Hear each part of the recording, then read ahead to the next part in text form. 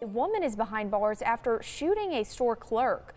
LaQuanda Flulin was inside the Friendly Food store using gaming machines when she demanded to be paid in cash. The store clerk said no, and she got angry and started yelling before grabbing a fire extinguisher and chasing him around the store. She then pulled out a gun and pointed it at him. During a struggle over the gun, it went off and the clerk was shot in the hand. Flulin then left the store. She was later found with the gun by authorities. The clerk was taken to a hospital and is said to be in stable condition. The incident is being investigated as an aggravated assault. I'm a little uneasy about trying to explain or understand the why.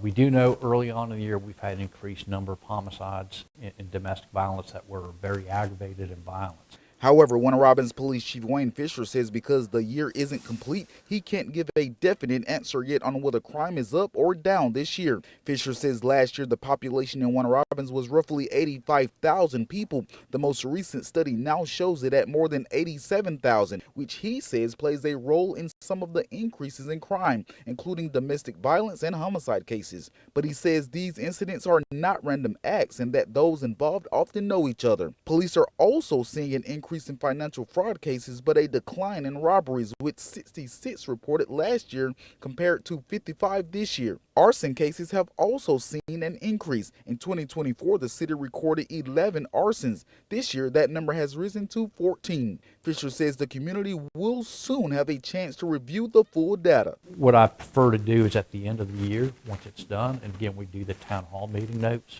the numbers, is for the community to look at the conclusion point.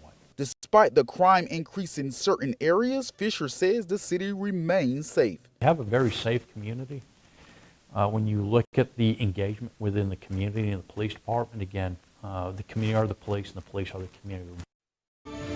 To local crime, a Jones County man is in jail after abandoning a puppy in a parking lot and then running it over.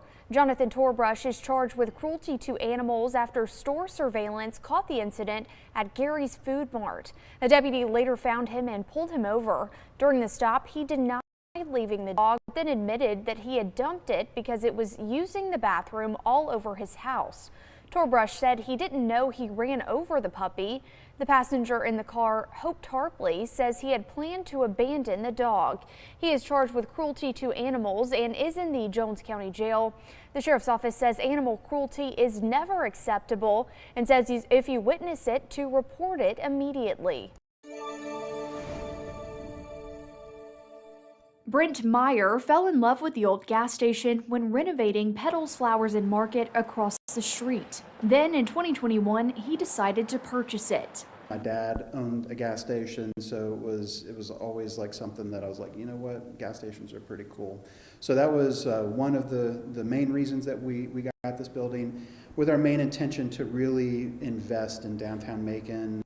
The nearly 100-year-old building that sits at the corner of 2nd Street and Plum has served many purposes in the automotive industry over the years. A thumb service station until the 80s, and then a car lot. I asked Nathan Lott, Executive Director of Historic Macon, to do some research. So this is an early filling station that probably had some additions and changes made to it over the years, but really goes back to that dawn of the automobile as something that the average working person could afford and have in America. So it's a really unique piece of American history when you think about these filling stations that go back to the Model T.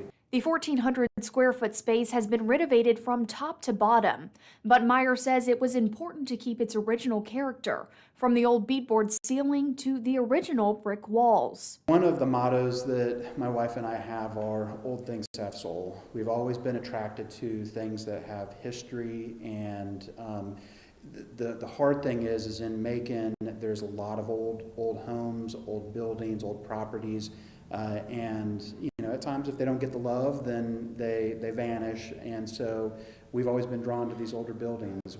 Although filling stations may be a thing of the past as we move to electric cars, Lott tells me it is a great example of a building that can find a new use and a new purpose. If we can revitalize commercial spaces like this one, if we can reuse and rehabilitate housing, then we can promote a quality of life for the people of Macon. We can create new spaces for people to come in and start a business or buy a home.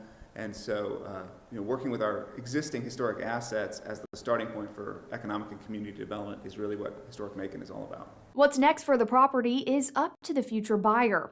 It could become a coffee shop, a bar, a small restaurant, or even an office for a business looking to relocate. But Lott believes it has a long life ahead of it, in a corner of the city poised for a lot of change over the next few years. In Macon, Ansley Edwards, WGXA News.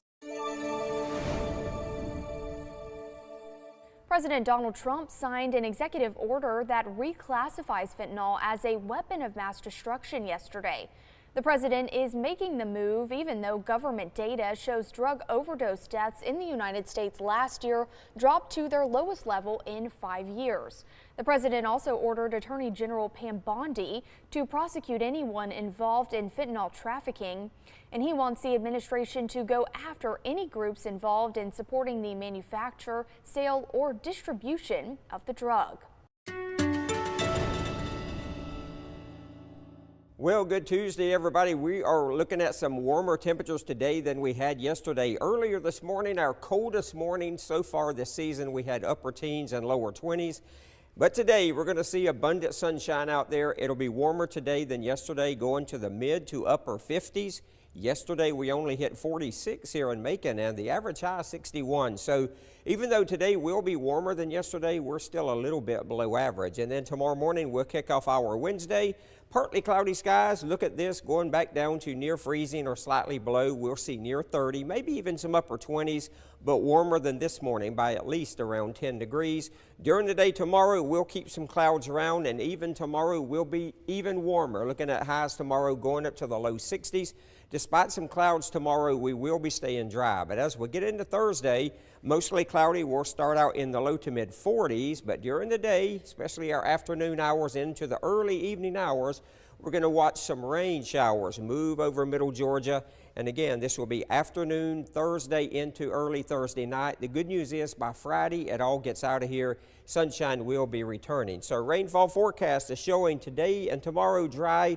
Thursday night into very early Friday morning, there's those scattered showers and rain across middle Georgia. We dry out for Friday, and then as we kick off Sunday, maybe a few isolated showers Sunday into Monday. I wouldn't count a whole lot on that as of right now. I think most of us will be staying dry. We do need the rain, though. Looking at the drought monitor, you can see all over middle Georgia, again, we continue to be very dry. Most of us here in the severe drought category. But the big story for us is going to be the warm-up of our temperatures. We've been so cold lately and running below average. The average high this time of year, 61. Today, we will be below that again.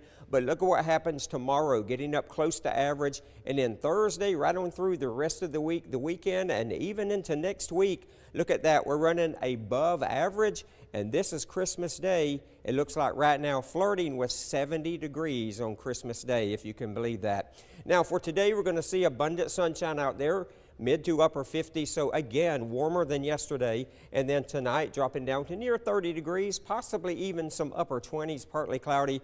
And there's the 10-day forecast showing the mid 60s tomorrow with some clouds around. Rain begins to move in, as I said, Thursday afternoon into Thursday night. Mid 60s, though, so still staying rather mild. But then Friday through the weekend, we get the sunshine back. Sunday, winter begins at 10:03 in the morning, but it is likely to be one of our warmest days with highs getting back up to near 70. And then look at next week, the week of Christmas, we're in the 60s and 70s pretty much every day.